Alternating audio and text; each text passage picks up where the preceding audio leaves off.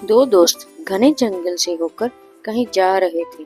दोनों काफी गहरे दोस्त थे और अपनी दोस्ती को लेकर दोनों ही बातें करते हुए जा रहे थे।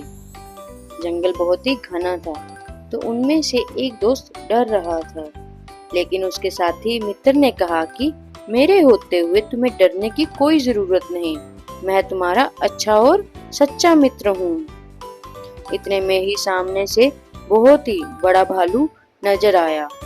जो दोस्त कह रहा था कि मैं अच्छा मित्र हूँ, वो भालू को देख खड़ा हुआ। दूसरा दोस्त कहता रहा कि मुझे छोड़कर मत भागो, लेकिन वो भागते हुए एक पेड़ पर चढ़ गया। यह देख उसका मित्र और भी डर गया, क्योंकि वो पेड़ पर चढ़ना नहीं जानता था। इतने में वो भालू और भी नजदीक आ गया था।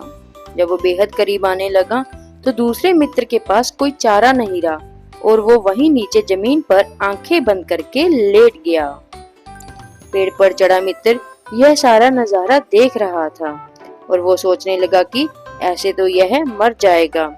इतने में ही वो भालू नीचे लेटे मित्र के करीब आकर उसे देखने लगा, उसे सूंघा और उसके शरीर का पूरी तरह मुआयना करके आगे बढ़ गया। जमीन पर लेटे मित्र ने राहत की सांस ली और वो सोचने लगा कि अच्छा हुआ जो मैंने सांसें रोक ली थी, क्योंकि भालू मुर्दों को नहीं खाते और वो भालू मुझे मरा हुआ जानकर आगे बढ़ गया। पेड़ पर चढ़ा मित्र बहुत हैरान था।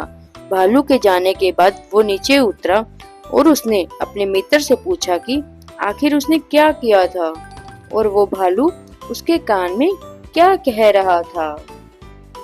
मुर्दा होने का नाटक कर रहे मित्र ने कहा कि भालू ने मेरे कान में कहा कि बुरे वक्त में ही सही दोस्तों की पहचान होती है, इसलिए कभी भी ऐसे दोस्तों के साथ मत रहो जो बुरा समय देखकर तुम्हें अकेले छोड़कर भाग जाएं। जो वक्त पर काम ही न आए, दूसरे दोस्त को समझते देर न लगी और फिर दोनों आगे बढ़ गए। तो बच्चों, इस कहानी से हमें क्या सीख मिलती है? सच्चा दोस्त वही होता है जो बुरे से बुरे वक्त में भी अपने मित्र का साथ नहीं छोड़ता और मुसीबत के समय अपने मित्र की मदद करता है। Thanks for watching. Like, share and subscribe.